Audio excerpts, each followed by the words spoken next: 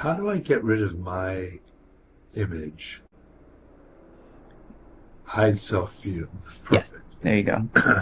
How apropos.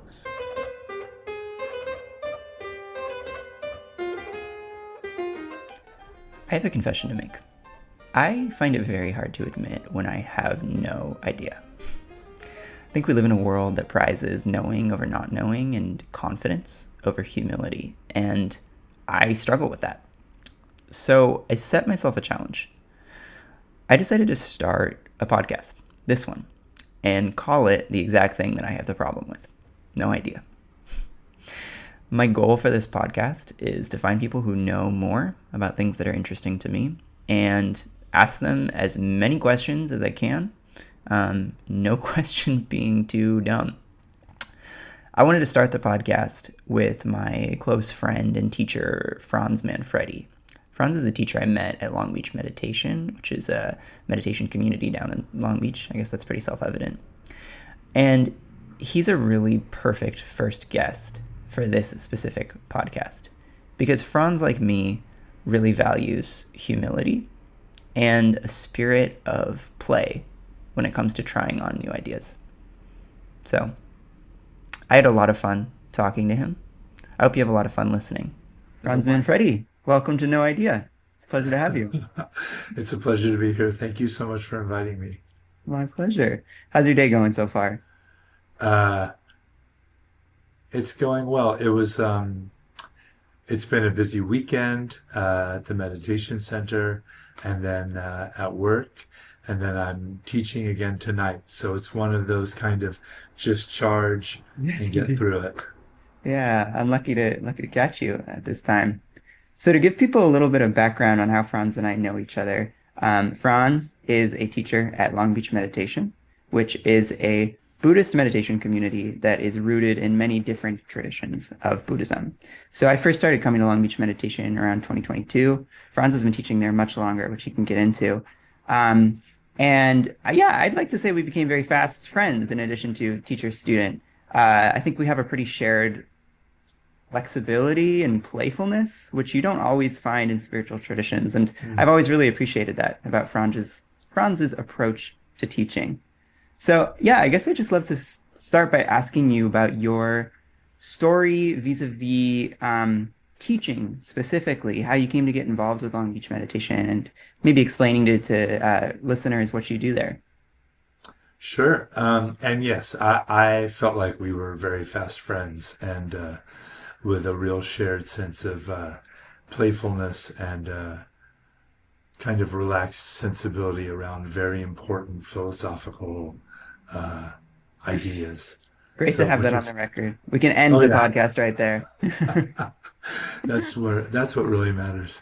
Um, yeah. So, um, after my mom is very philosophically minded, and I was the baby of the family. And rather than pay for childcare, she just took me around to all the temples and seminars and workshops that she wanted to check out. And maybe because of that, or maybe um, it was a happy accident, but I just loved all that stuff. I thought it was really fascinating. And the kind of general question of, what is human life about and what would it mean to live a good life was always top of mind for me.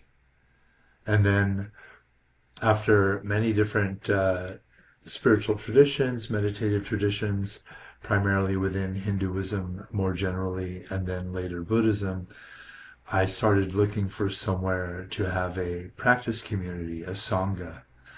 Um,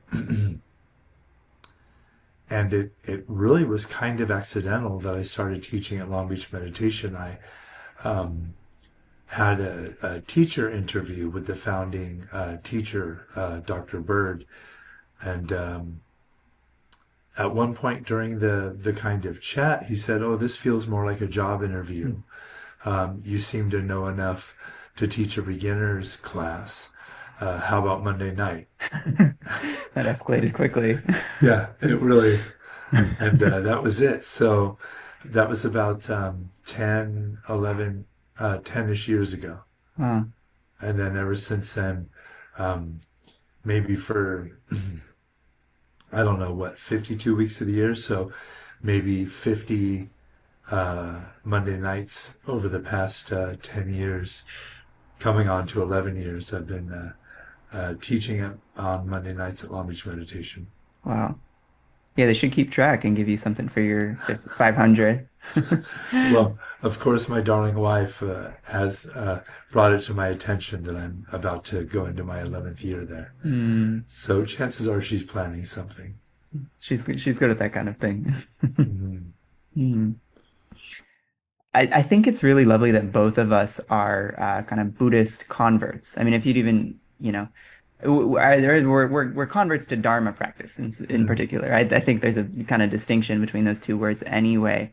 And I think people who are listening will be coming from a wide array of backgrounds, which makes it especially, I think, helpful that both of us are not maybe like my friend actually called himself like a Buddhist Nepo baby recently.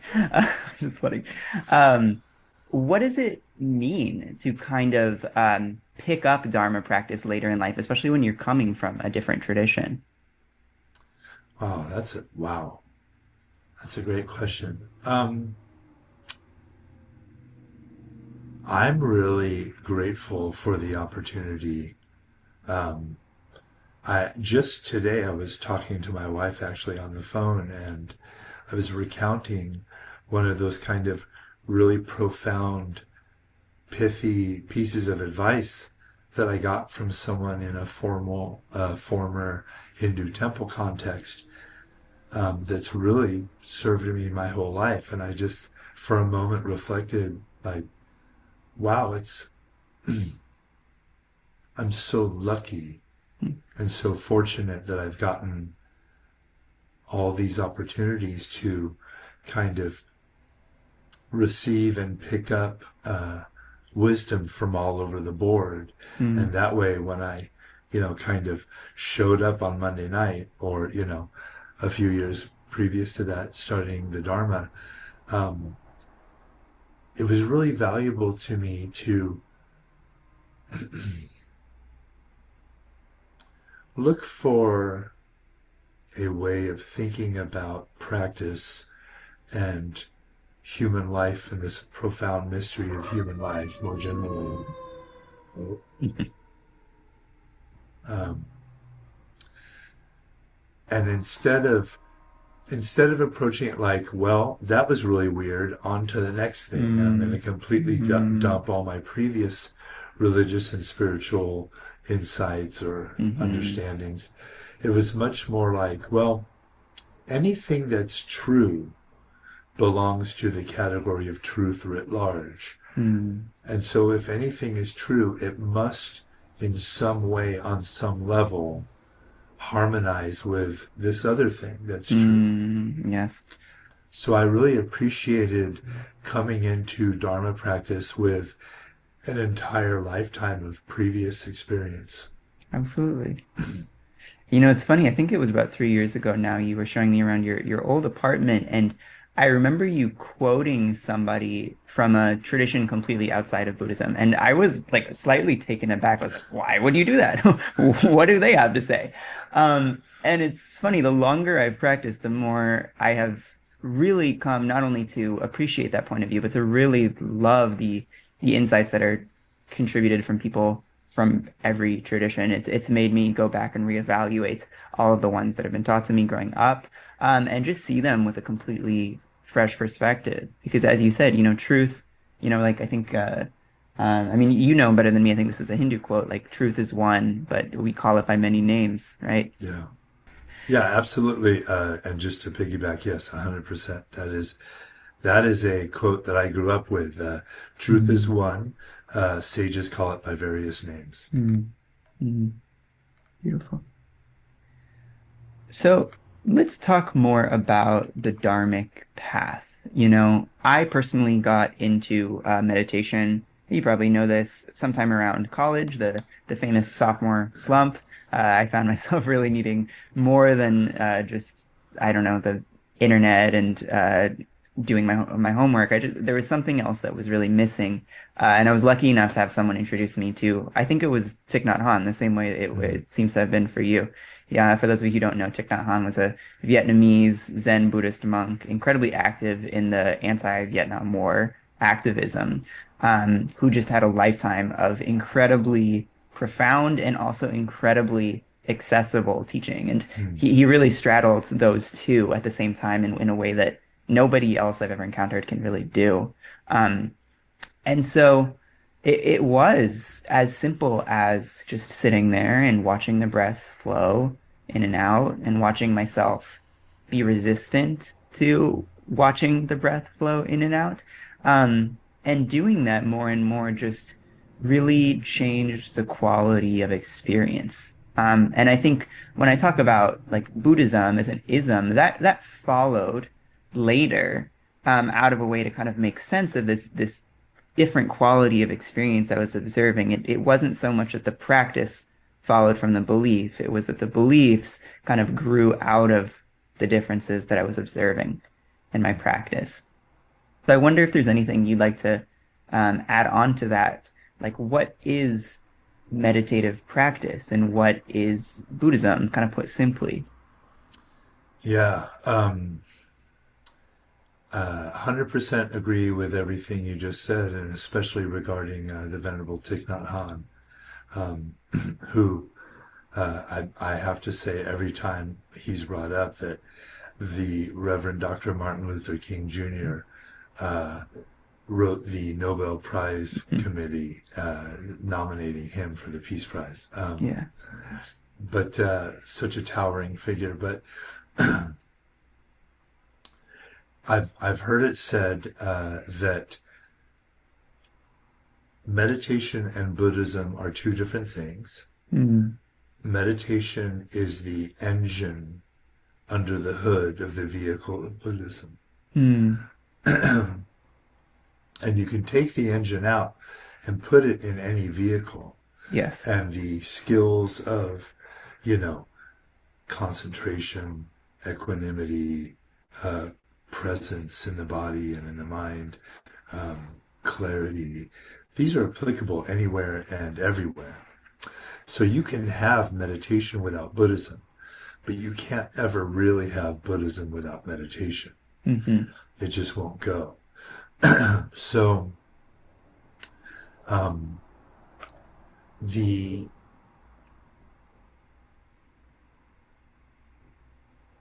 and even the way you described it is to me just so spot on that rather than adopting a whole raft of fundamentally my voice rather than adopting a whole raft of fundamentally unverifiable truth claims that you then have to try to backfill with experience. Yeah. It's far better to have an experience and then see if you can build a practice and a life that supports and inspires that experience or those experiences. I feel like that's a much more balanced and maybe prudent way of going about it. Yeah. I think you're right. And that touches on the larger themes. I don't know if I told you explicitly, but the name I have in mind for this podcast is No Idea, as in kind of the, there's a humorous sense of I have no idea, which I do. I do have no idea about probably 99% of the things that there are to know. But in a more epistemic sense about what can we truly know? And more specifically, how do our ideas help free us, or how do our ideas continue to entrap us? And that's why I wanted to have you on. I wanted to have you on for a number of reasons, to be honest, but because you have been really instrumental in helping me study and put into practice a specific school of thought, a specific discipline within the Dharma, which we could say is basically referred to across spiritual traditions there's something called non-duality, Mm. and within Buddhism, kind of the rarefied term for it is something called emptiness. And we're gonna slowly lead people into this because it's not something you can exactly throw them in. But I want to talk to you actually about how you first came to encounter this type of teaching, the non-dual, the emptiness kind of teaching. Because for me, it very much felt like kind of a quantum leap in Mm. that like a lot of what I was doing was meditating and it fit into a specific framework that I already had and that was very linear and very kind of progress focused. And then these teachings, the non-dual, the emptiness focused teachings, seem to be speaking in a completely different way. It wasn't just that they were opposite to what the dual teachings were. They were just coming at it from a completely new angle I had never encountered before. So, what's your kind of timeline or your history with encountering these specific types of teachings on top of any other spiritual traditions you were working with? If that makes sense Uh, as a question. oh no, absolutely. Great question. Well, back when I was in my early, mid, and late teens, so I guess my teens, I was spending a lot of time at some temples in Southern California. Southern California has a huge number of expat Indian Hindus, and the kind of is a center of the Indian diaspora, and has so many temples and meditation groups. And that was the first place I really encountered this word and this concept of non-duality. Mm, So non-duality, when I heard it, back in my temple days, always sounded like kind of exotic and esoteric. hmm And I had no idea what it was supposed to mean or not mean. And all the people that I knew who were practicing this so-called non-duality, they didn't seem terribly religious to me. They mm, didn't really mm, dress the part. Their attendance at temple was, to my mind, quite lax. mm, Um, and I think I basically wrote it off like non-duality is what you get into if you're not really interested in pursuing the authentic Hindu mm, Dharma, mm, which probably is a way that I've related to life more generally about, well, if I'm into it, it's legit and authentic, and everyone has to do it my way. Thankfully, life has proved otherwise. But as far as the Buddha Dharma goes, the kind of greater teachings of the Buddha, um, I had almost the identical experience as you, where um, my relationship to Buddhist practice was linear and progress and practice based and had a lot of identifiable steps, mhm, um, and seemed very much about gradual cultivation of mm, wholesome qualities and concentration and calm equanimity. And I wasn't really, and any time I heard about emptiness, um, I just, I had no time for it. In fact, I didn't care for it. It didn't seem useful or practical. Seemed like something for people who wore black turtlenecks and smoked cigarettes at coffee houses to do. yeah, different kind of emptiness. Yeah, not for me. But I think over time, I was able to kind of locate the emptiness that I was hearing about. You know, emptiness meaning, like, let's say, um, that there was no fixed, solid, stable self, and that was true for everyone around me, and even objects in space and time. And I know all the various ways that emptiness is kind of unpacked in the teachings of the Buddha. Um, but once I had gotten kind of a foothold And even just something simple like, well, yeah, everything's changing over time. That picture that I have of that thing, that thing no longer is. Even something as mundane as, an apple sitting in the fruit bowl in my kitchen. If I don't get to it in a couple of days, it'll be very, very different. It won't be edible anymore. Once I kind of got a foothold in that, I was able to kind of um, retrospect at a lot of the earlier teachings that I thought I was pursuing very diligently. And it really started to kind of open them up in a radical way of seeing a lot more, seeing that this kind of openness to experience, and that this kind of, it's this flexibility was part and parcel of the Buddha's teachings. And even though he may not have used the exact same terminology as the later traditions that really started to make this their main platform, it was really fascinating for me to see that it was all there in the beginning, and that even every single later kind of tradition in this 2,600 year game of telephone, they were all approaching it from a different direction, but really hinting at and pointing at the same thing. That's beautiful, and that's well put. If oh, yeah. If you may, I'm gonna try and backfill a little bit for listeners. And you stop me, you jump in at any point, and I'm gonna try and kind of get them from first principles all the way up to where I want to kind of end up.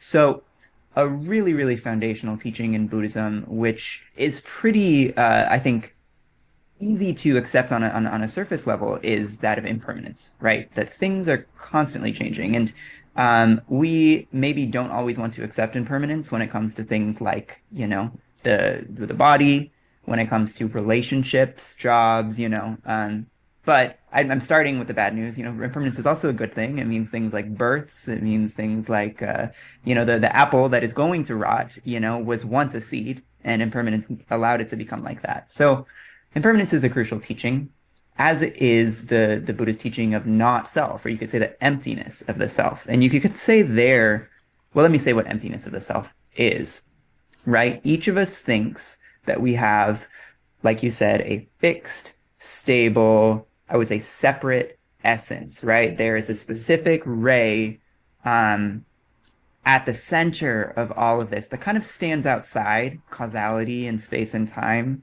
right? And is operating this to, like, I think Descartes would say, like, is kind of operating me like a machine, which is, upon interrogation, a kind of a strange assumption, right? Because what the Buddha does is, I think he has a firsthand experience that really suggests to him that the self is not the way it appears.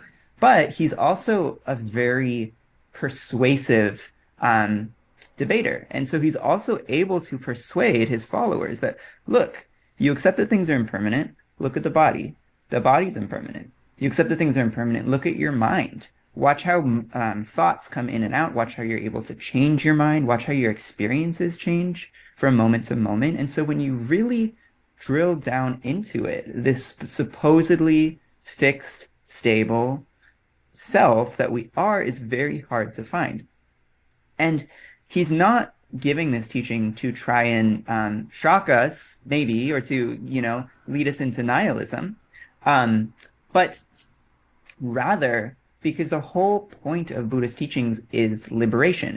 It's freedom. He wants us, and I think there's a very interesting debate to be had about what the nature of that freedom is. Is he, you could say in like a very cosmological sense, he's trying to free us from this bad world of samsara and get us to this better world of nirvana. We can question that.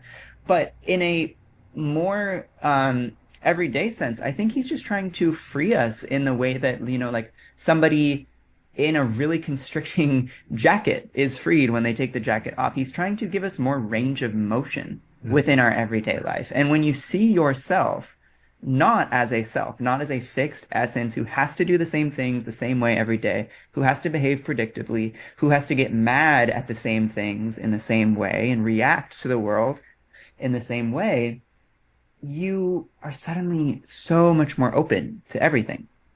So those are the kind of prereqs. That's what the Buddha is teaching. He's teaching specifically impermanence and not self. And I think that plus one third thing, which we can talk about or not, depending on time, helps get us to emptiness. But it's important that we have a solid foundation in Mm. those, right? Yeah, absolutely.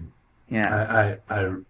Yeah, 100%. And not even that, you need me to go back over it, but I Please. love the way you presented that. I'm sure that every single person on the planet who's lived for any length of time has developed habituated, compulsive, addictive tendencies. And when confronted with the same or even similar stressors in their life, we start to make a groove in our mind and in our heart of how we always respond in this same way or a similar way. And to have someone come up and say, hey, buddy, actually, freedom is yours right now. You don't have to do the thing you did yesterday. You don't have to react with anger or fear or whatever it was. You can choose Mm, to respond, to open yourself to a whole world of possibilities. And that's such a small thing, but it's so radical. yeah. And the driving engine of that being like, because you're not the same person you were yesterday, truly Mm, speaking. hmm. So really consolidating that and taking that for your own and being like, right, I'm not some fixed phenomenon. I'm this constant flowing of experience, and I can choose a more skillful or a more kind way to be. Mm. And for people listening and thinking, that sounds great that I can choose to be a different person, that I'm not bound to be the same person I've always been. I agree with you that I can, but how can I, right? Somebody without a meditative practice, or maybe with a meditative practice, but who still feels just constrained. What would you say to them? What sort of practical advice would you give? I mean, there's so many, you brought up having a meditative practice. That's the power. That's why meditation is like the engine. Mm, It's it can be the driving force between our ability to, from a place of quiet and calm, notice the reactivity that's going on within us. mm, Notice that emotional activation. If you are unable to notice a phenomenon within your field of awareness, you basically are that phenomenon. So, like, if I am driving, this has never happened to me, but if I'm driving and then I get angry at another driver, I almost never think, oh, I don't like the way they were driving because I feel like it was unsafe and I'm experiencing fear and anger. mm, I need to be calm in the face of this and maybe give them another 20 feet in case they do mm, some kind of funny business. Rather, generally, they do something and my immediate thought is, they're a bad driver. right. They're unsafe. My children are on these roads. And I've painted them in a certain way under the influence of this anger and fear that I didn't even notice was happening. So the power of a meditative practice that is founded on calm,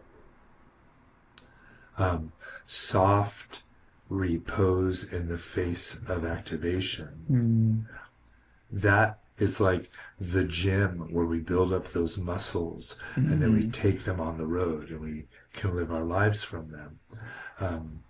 So that's kind of that can be a long-term prospect of developing equanimity and a deep, abiding calm in the face of emotional activation. But even just the experience, really even just one time of sitting in a meditative posture, sitting in a meditative repose, and noticing something activating come up, either, a car alarm and then I don't like it, or, you know, the number of times I've had someone ask me after a meditation class, hey, I'm new to meditation. Is it weird that I was sobbing the whole time on the Mm-hmm. cushion? And I'm Mm-hmm. always like, oh my God, you're doing great. It's not weird at all. It's exactly right. Maybe this is the first time in your life Mm-hmm. that you've given yourself permission to just feel whatever's happening. Yes. So even just once having that experience can show you a new and different way to be in your kind of wider life. Mm. And then, that would be from the platform of meditation, but even from the platform of wisdom, being like, you know what? I don't actually know what was going on with that person. Yeah. They're just like me. They're not evil or bad or wrong. They drove a certain way due to causes and conditions, just like I do. Tomorrow, when I'm late for work, I'll be driving like that. So, from the platform of wisdom, of seeing that everyone is really fundamentally the same and acts as they do because it seems like a good idea at the time. Yeah. So that's another way to go about it. And all of these, again, speak to this wisdom of emptiness, that Mm. everything is arising in the moment, made up of and contacted and provoked and brought forth by all these different causes and conditions arising. And nothing and no one is fixed and always that same way. Right. I mean, you said so much good there. It's hard to know where to even jump in. I love your anecdote about the bad driver, right? Because that's such a classic example. I think everybody who's been sitting for a period of time knows that moment where every single time before it, you would have honked at the person, you would have yelled, and all of a sudden you just find yourself not reacting for the first time maybe in your life. I know you've given a very specific example of this in your life. I have many such incidences too. Um, it's really profound how the practice is able to, as you said, help you step outside of the kind of limited reactive self, the pattern of reacting to the world in the same ways. And I see it as quite literally like a step back Mm. into a more open and spacious way of relating to the world. And so the like patterned habitual Ray hates bad drivers so much. And God forbid you should ever be in the car with him. But thankfully, like there are other modes that this person can do besides like the patterned habitual Ray without like losing any sort of personality or character. It's just a loss of the specific reactivity. So I think that's a great place to actually jump in with the teaching of emptiness Mm. specifically, right? So we talked about the first phase of Buddhist teachings. We talked about how the Buddha, around 600 BC, teaches a group of his followers a specific set of things, including impermanence, which we established, and then the non-existence of the self.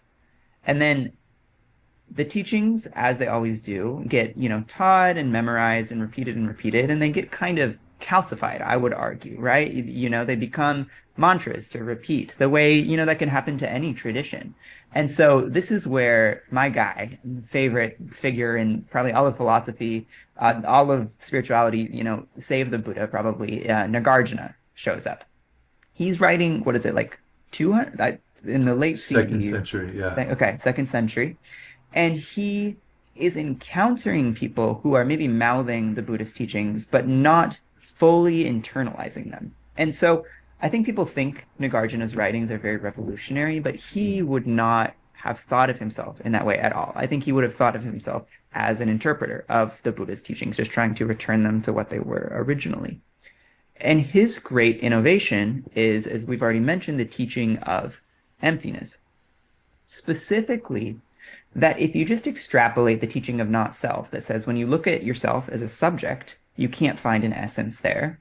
When you look outward at the world and you see objects, you actually can't find essences there either, right? So we live in a world where we see a number of apparently separate things, and we have very strong reactions to them. Some of them we really like chocolate ice cream. Some of them we really dislike, like bad drivers. And we think there's something just essential about chocolate ice cream that I have to have that makes chocolate ice cream so invariably good. And there's something so essential about a bad driver that makes them so invariably bad they couldn't possibly be otherwise. And what Nagarjuna is doing is dismantling that entire preferential system that we use to access the universe. He's saying when you look for the essence of anything, the thing that makes it apparently really good and worth lusting after, or really bad and worth hating, you just can't find it. So, like it seems like this microphone has an essence, right? But what is this microphone but a number of pieces? I could unscrew it. It's interacting with me. I can't separate it from my voice and what it's doing to it.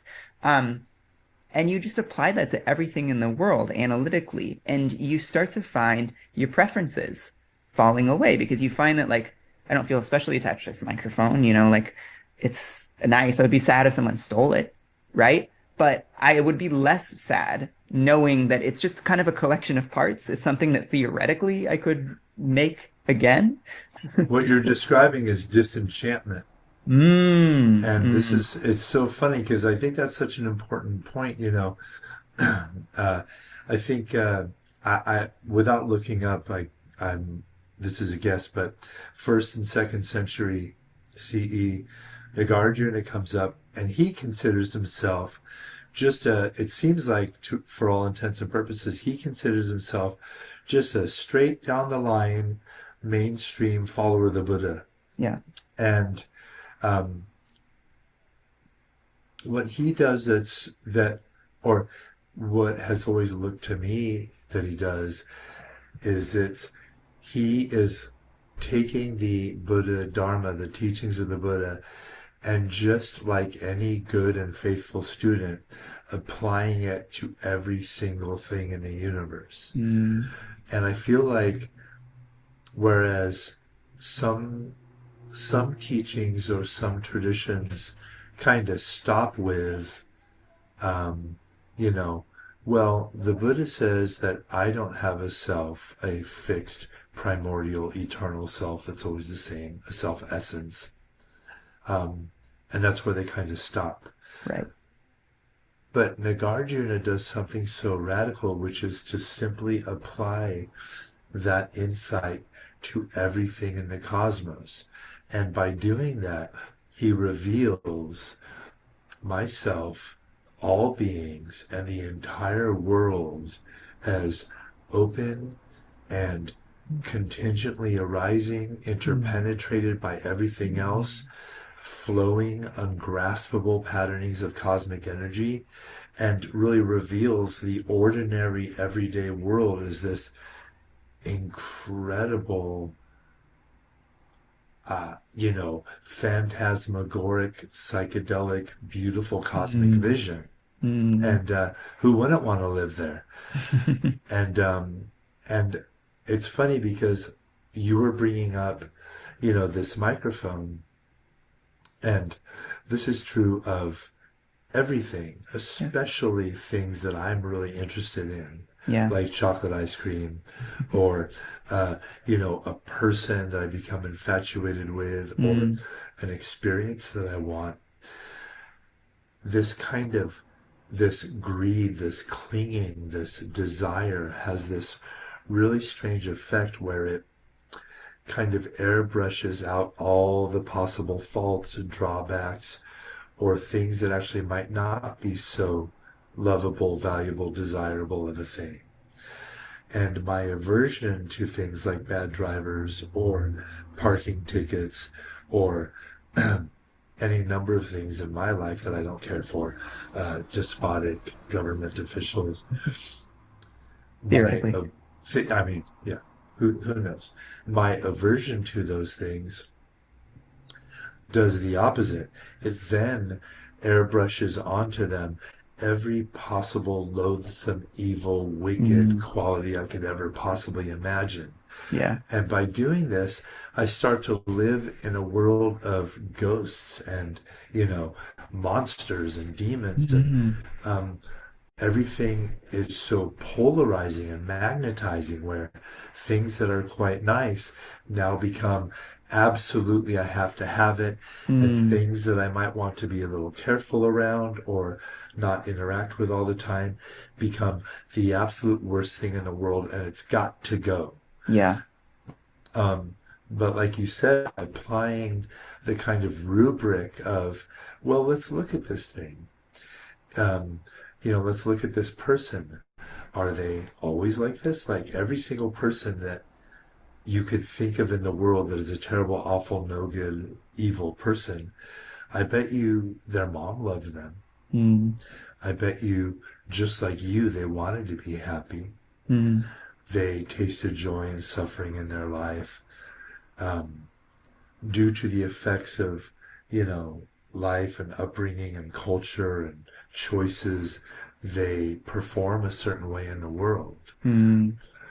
But by applying this rubric of looking at a thing and, like you said with the microphone, kind of disassembling it and seeing there's no there's no essential essence there, you can start to kind of disenchant yourself with the spell that your own mind has been casting, Yes. making desirable things the most desirable thing in the world, and not so desirable things the most awful thing in the world. And you begin to interact in a world with much more, like you said, there's much more freedom and there's much more Mm. flexibility in the world around you. One of my teachers likes to say, you're not a thing in a world of things. Mm. You're an ungraspable patterning of cosmic energy in a field of cosmic energy, Mm-hmm. which just goes such a long way to being like, it's simultaneously um, mystifying in a wonderful way and also disenchanting in a wonderful way, where I'm like, oh, there's nothing special about me Mm. or the person I hate or the person I love. We're all just patternings of cosmic energy. Mm. And from that platform, I have a lot more flexibility, like you were talking about, to engage from a place of choice and freedom and kind of not knowing and Mm. experimentation and play, and be like, oh, what does this do? So, Yes. Absolutely. And I think this is the point in the interview where a lot of people who are not already familiar with his teachings may find themselves very um, confused. And I'll say why.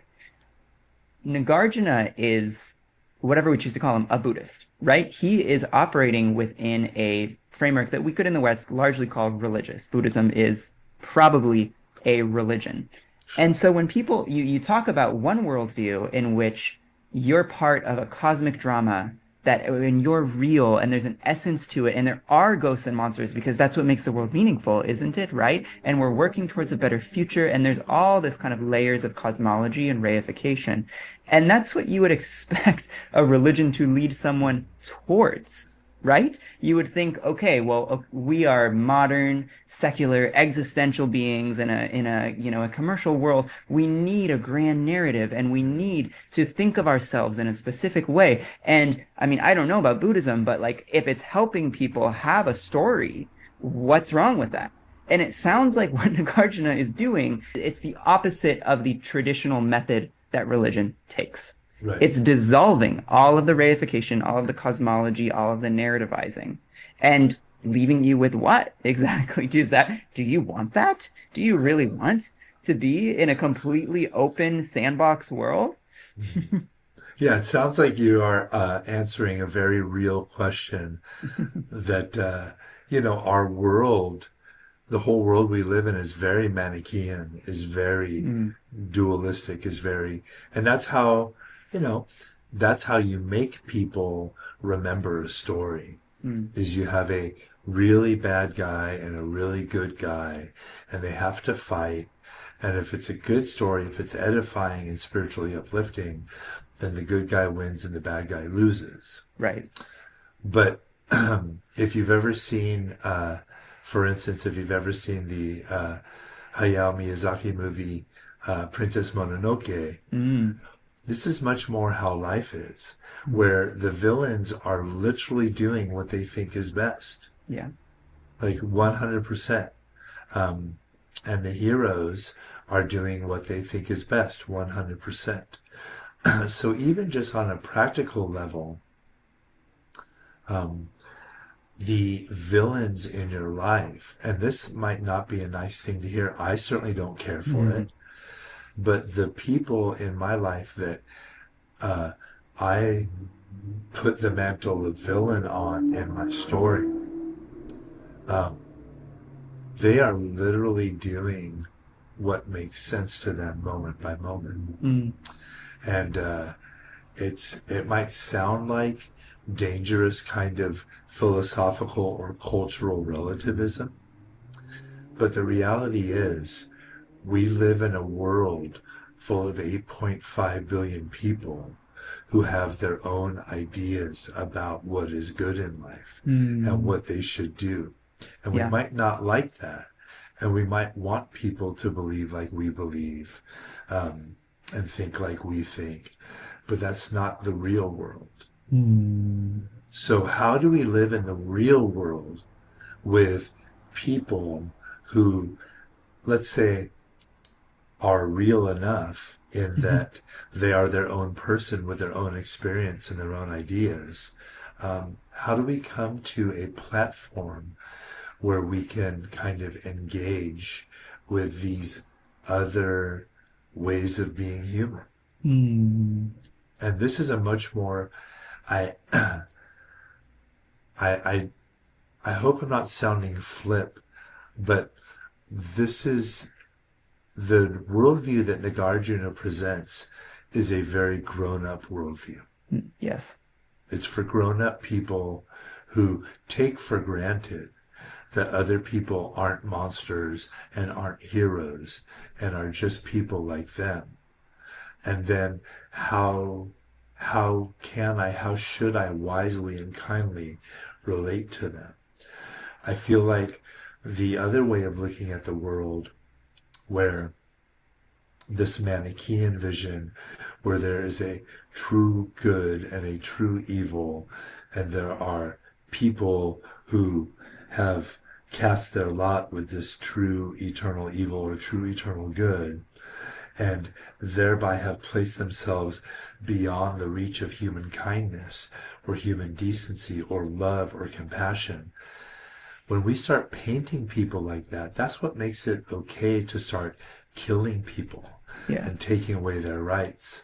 And I feel like that's just, anytime I start to sniff that somewhere, I'm like, this is this is a dangerous way of looking at people. Mm, So I yeah. feel like looking at people as an ongoing project from the moment they're born till the moment they die, and unfolding just like me, I feel like that's a really uh, a good and wholesome kind of way to live a life. Mm.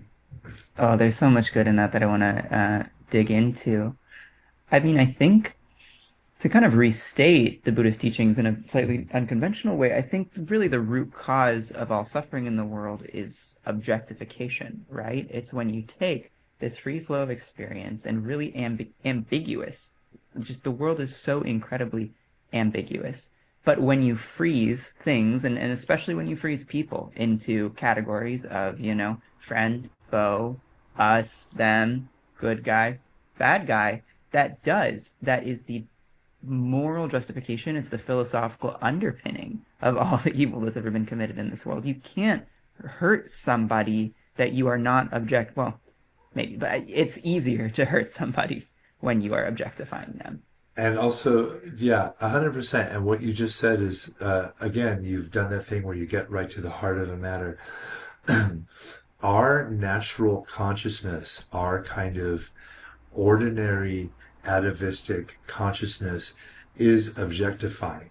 Mm-hmm. And this is why this is such a problem, and why there's a whole religion called Buddhism that basically really should, at its best, make de-objectifying its Yeah. whole project. Yeah. Because when I look through these five senses, six if you count the mind, out at the world, I automatically do this strange kind of jujitsu where I make myself the subject, beholder, Mm. experiencer of everything.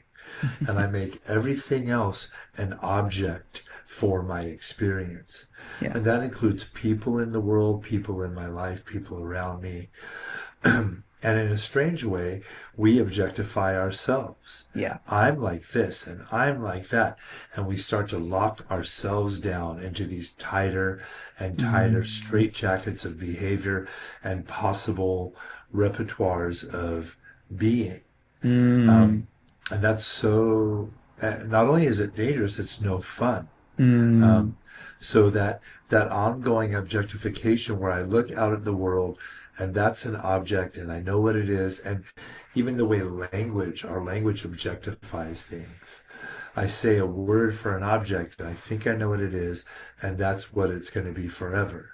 Yeah. Um, so just even having, just even putting the doubt into the machine that, well, actually, you might not know what that is. Mm. And just be careful that you're not turning a real, living, flowing thing into an object. I was just reading a quote that I loved, and I wish I had it close to hand, but it was Saint Gregory of Nyssa, if I'm not mistaken. But it's about the way we constantly are turning life into an idol, Mm. where our heart is an idol maker, and Mm. we're constantly turning living, flowing experience, things that have life, according to Saint Gregory, because of their relationship to the divine, the giver of Mhm. life. Yeah. We're constantly turning them into idols, dead objects that Mm. cannot change and cannot flow. And we think we know what they're all about, and now we don't need to look at it anymore. Yeah. So just what you said about objectification, that's so important, that Nagarjuna and the historical Buddha, and really any Buddhist teacher in 2,600 years who is attempting to point out that anything that lives, anything that exists is constantly flowing, constantly Mm. changing, constantly impermanent, and is truly ungraspable, and isn't an experience, isn't an object to be co-opted, to be colonized and grasped, but it's just a mystery to behold. Mm. Flow is such an apt word, and it's one I find myself liking more and more the longer I sit. I think you know very well there's a Zen master, Dogen, who has a whole piece called the Mountains and Waters Sutra, where he's specifically talking about mountains flowing, which is just such a head scratcher, right? Like the mountain is the most solid, the most rigid, unchanging thing we can imagine. And yet, of course, it's flowing. On its face, there's all sorts of blades of grass that are moving. The mountain itself is rising or falling, depending on the whatever the thing underneath the earth that causes earthquakes. That's so. Um, yeah, that's and so if we extrapolate that out, you're exactly right. It's not just mountains that flow, it's people, it's bridges, it's cars, it's absolutely everything. It's views too. Our views flow. And I think let me try and find a point of connection here. We were talking about Nagarjuna and kind of the quantum leap that goes when you start to really appreciate the wisdom of the non-dual and the kind of emptiness focused view of the world. And that happened for me about 2 years ago, which you were kind of present for. You recommended I read Nagarjuna's great book, the Root Verses of the Middle Way, the MMK. And I just, while I was reading the book, I have a lot of imagery in my mind. I'm a very kind of like imagistic person. And the thing that just kept coming up was like, I, images of these abandoned, when you watch like a YouTube video of like an abandoned building that's getting detonated, right? And you can just watch it fall to the ground. And I was watching that happen as I was reading this book. It's basically like a controlled detonation of all of these various categories of ways that we approach the world. It's a detonation of the idea of there being objects, of there being causality, motion, time, the self. It's relentless, truly. Um, you are right that uh, it's absolutely a point of view for grown-ups. And I'm not sure if I could call myself one. It's aspirational, right? Because I found myself coming face to face while reading that book with, I don't want to let go of the idea of that being a thing. And you can fill it in yourself, but like for me, there were a handful of things that I'm like, I can't let go of that. The world's gonna fall apart if I can't believe that that is independent, it's objective, it's foundational. It cannot be dependent on other things. It cannot come and go like everything else. That I just refuse to accept that. I wonder if you had any other points of like just real resistance to that de-reification and de-objectification. Um, well, I got to say that significant portions of the fundamental verses were, um, and just for the folks at home, I want to say the name of the book in the Sanskrit because it's so pretty. Yeah. The Mula Majamaka Karika. So pretty. I feel like there were significant portions of that I wasn't actually, am not actually smart enough to kind of parse.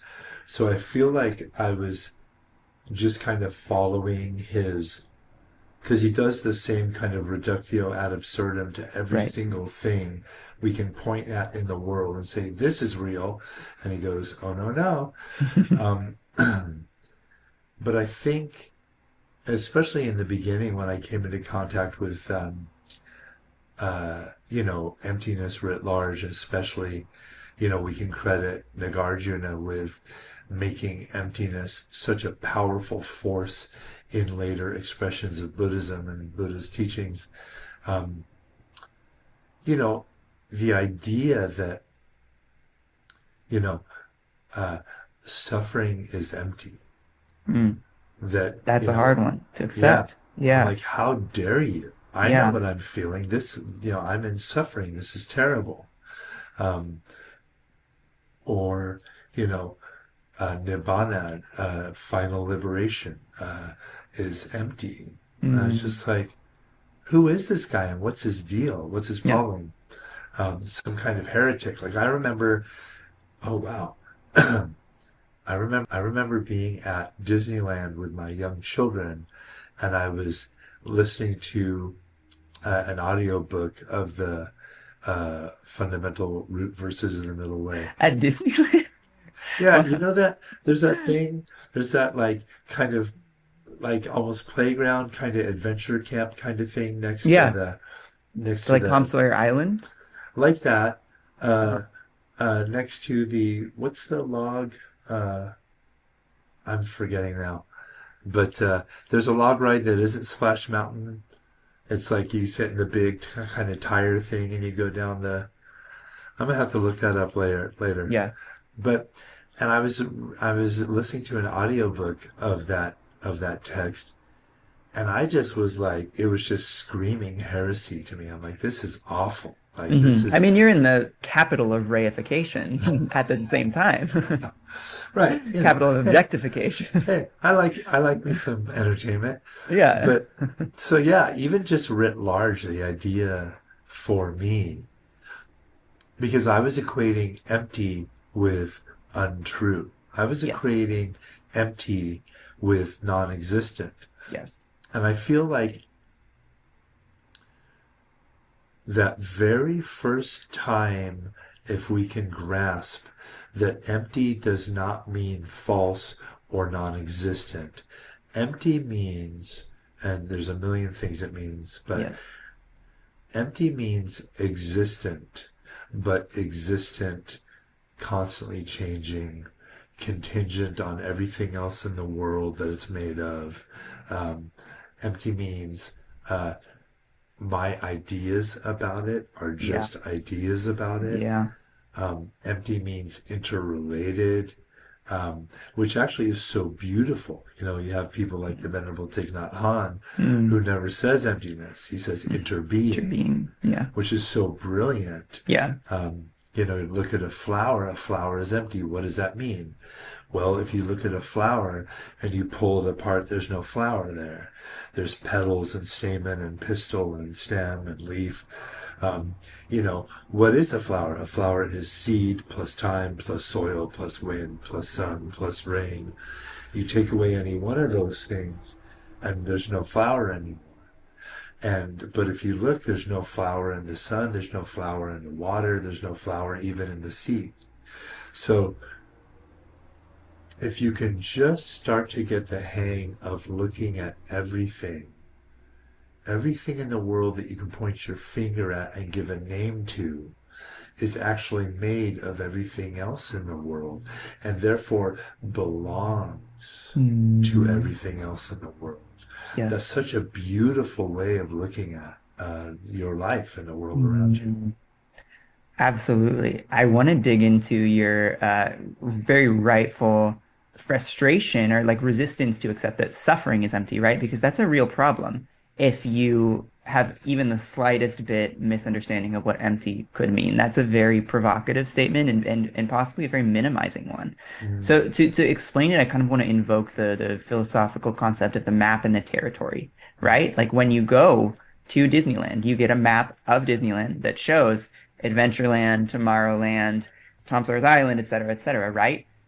Obviously, we know intuitively that the point on the map that has Mickey's castle, or I guess it's not Mickey's castle, right? It's Sleeping Beauty's castle, is not the same as Sleeping Beauty's castle. One is like a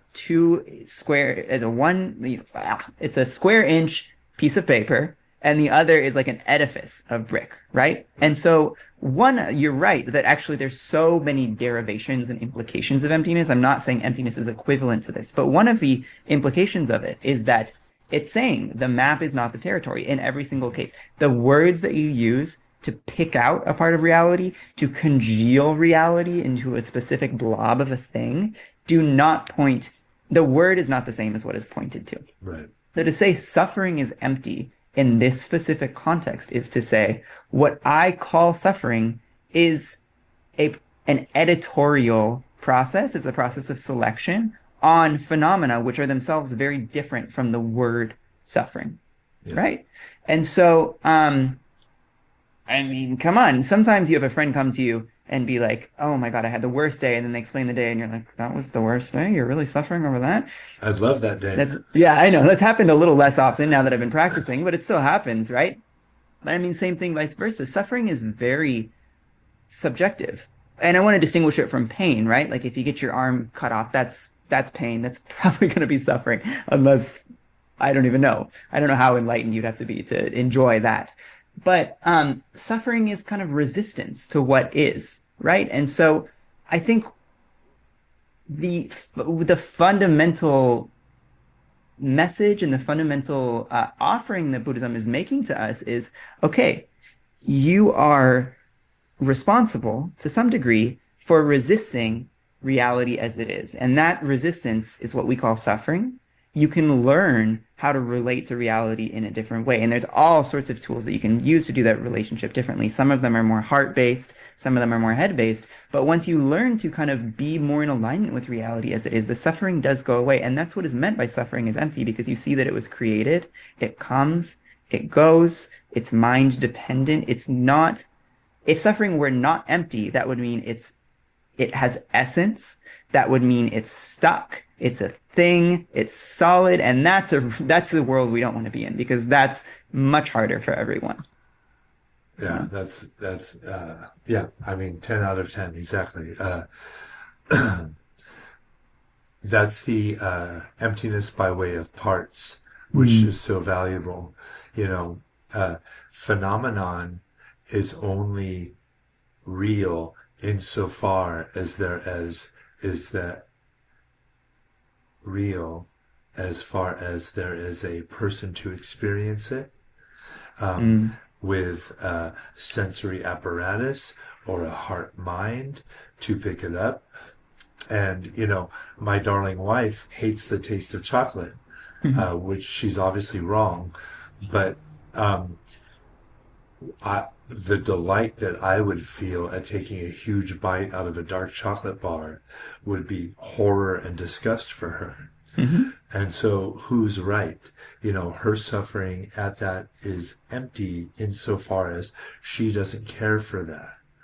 And my delight is empty insofar as I would care for that. Mm.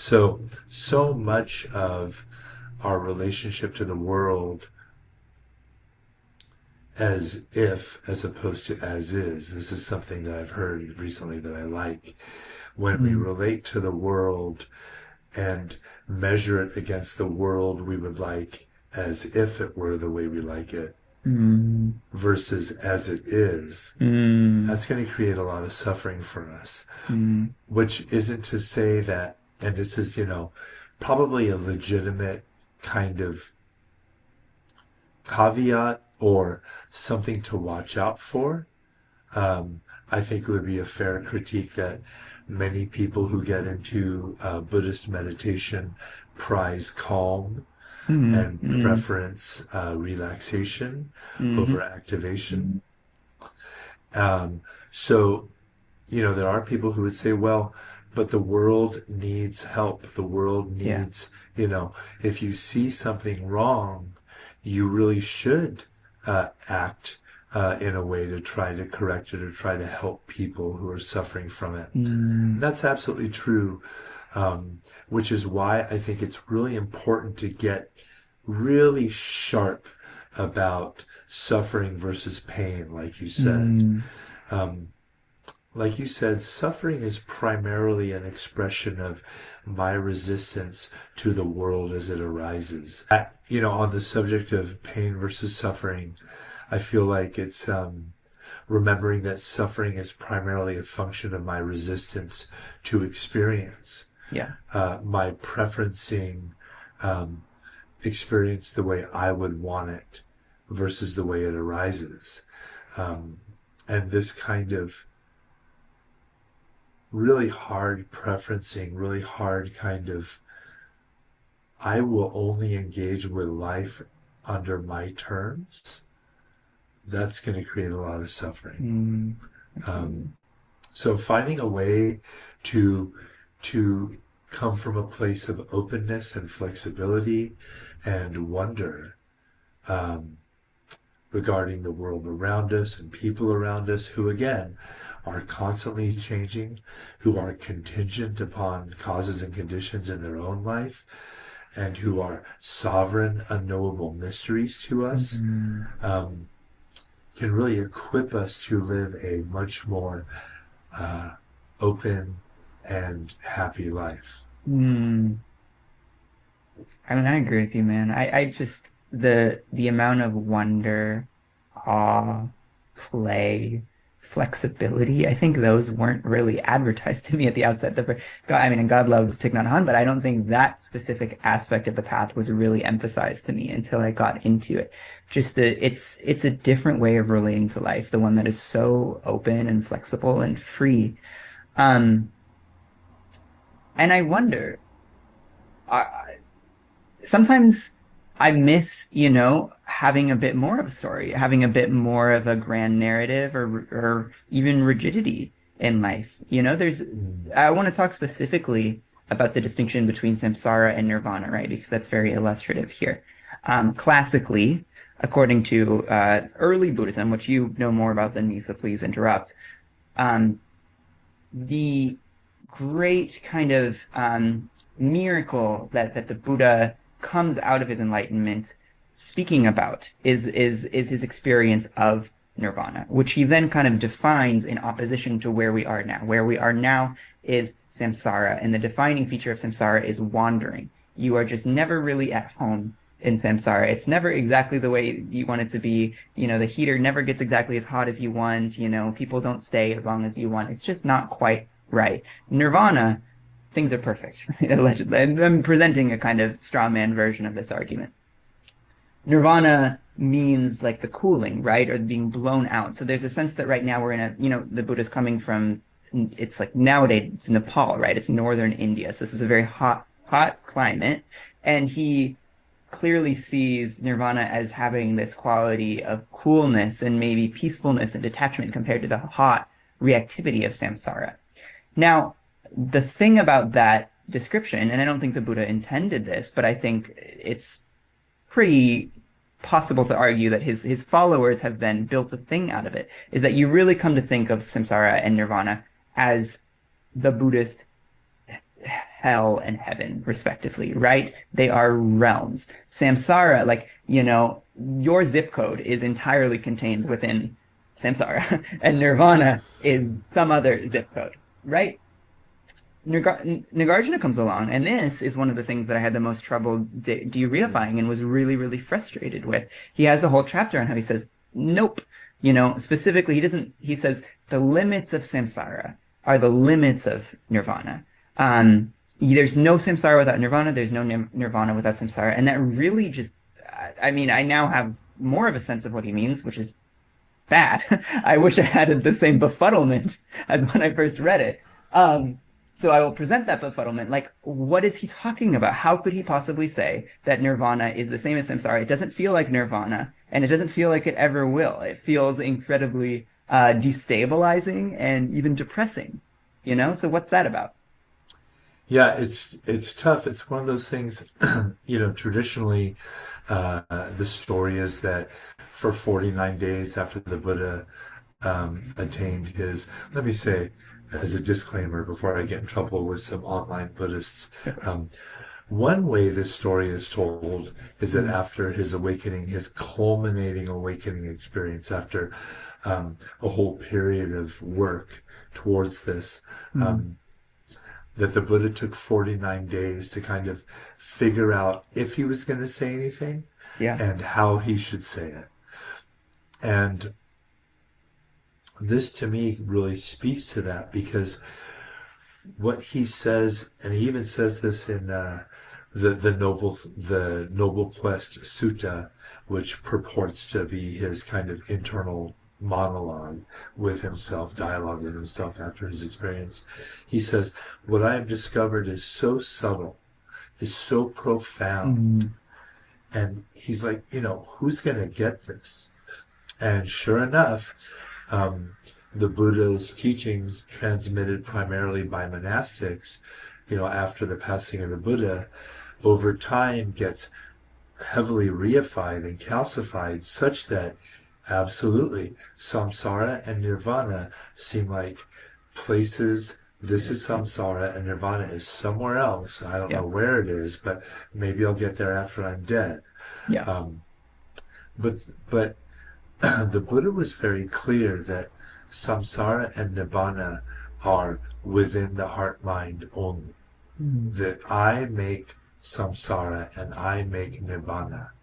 And just like you said, samsara is this, hot, activating, tumultuous relationship to reality. And nibbana is when that relationship, when that reactivity, that heat is cooled, is blown out. And this very much comes from this ancient world where fire in the time of the Buddha was one of the absolute exemplars of spiritual qualities. The religious traditions that were very popular within the time of the Buddha, there was lots of kind of animistic fire worship going on. The Brahmin Hindus had 3 fires that they always had to keep going. It was like this, there were all these religious traditions that prized and privileged the image of fire as this, the fire of wisdom, the fire of time, the fire of the sun. It was like this profound kind of personality. The very first prayer in the Rig Veda of the ancient Brahminical Hindus is a prayer to fire as the chief priest who would carry the prayers of the worshippers to the gods. So the Buddha, as he was prone to do all through his teaching career, he takes a symbol that everyone understands and flips it on his head. He says, your mind is like fire, and it will grasp a thing And then your mind and the thing are now locked in this magnetized, dualistic kind of like dance of death where you're stuck on this thing. Yeah. So, I don't know if anyone else hearing this will have this experience, but when I'm perseverating and obsessing about some problem in my life, it is exactly like my mind is fire, Yeah. and it has found fuel in this thing, and it is just burning and burning and burning, and I can't let it go. Yeah. So the Buddha uses this as an example for when fire goes out, where does it go? Fire doesn't go anywhere. The thing has simply stopped burning. When the fuel is removed, the fire goes out. Just like in my own heart and mind, when I'm chewing on something and burning with desire or anxiety or frustration or whatever, simply by stopping feeding that thing, the fire goes out. So, nibbana and samsara are just ways of relating to experience writ large. So when I am burning and churning and wandering around these, very real issues in my life that deserve my attention, the unskillful way of relating to them is this kind of hot, reactive way of like fire around a piece of wood. But a more skillful way of relating to my life and to my experience is this: maybe I can just lower the temperature a bit. Yes. Maybe I can relax around this and cool and come to ground and relate to it from a place of calm and more open and relaxed way of looking at these things. So regarding your original question of, samsara and nirvana, samsara and nirvana are only ever in the heart and mind that experiences them.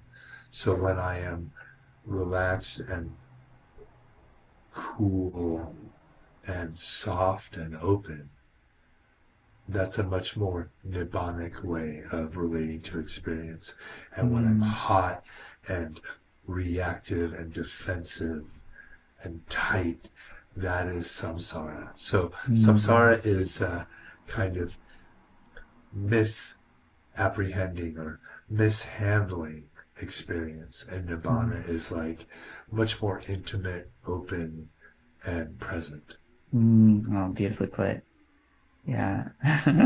I love there's a little commentary that Jay Garfield, the translator of Nagarjuna, puts in his translation of Nagarjuna's book, where he says, Nirvana, this passage just really unlocked something for me. He just said, Nirvana is a way of being here, right? It's just a way of being here. I swear, Dr. Jay Garfield for the win. He's so great. Yeah. I mean, I think that's a beautiful place to leave off. I'd love, if people want to hear more from you, where can they find you? In person, online? I should have been more prepared for that question, but thank you for asking. So I teach at Long Beach Meditation. I teach a Monday night class every Monday, and I lead full moons and retreats. But longbeachmeditation.org will have my full teaching calendar. And then also I have a newly launched website, starwheelanchor.org.com. Should have wrote that down. And also you can find me on YouTube at Star Wheel Anchor Meditation. Wonderful. Franz Manfredi, it's been a pleasure. I hope we get to do this again sometime. Yeah. Absolutely. Thank you very kindly for your time. It was a real pleasure. And I hope to come back, and I'm excited to see what else you got happening. Wonderful. Bye. Thank you. Thanks for watching. Be sure to click the subscribe button below, or else you'd miss the next video and think how sad you would be. If you have any ideas for next topics or guests, feel free to comment below. And as always, you're welcome to share this anywhere. See you next time.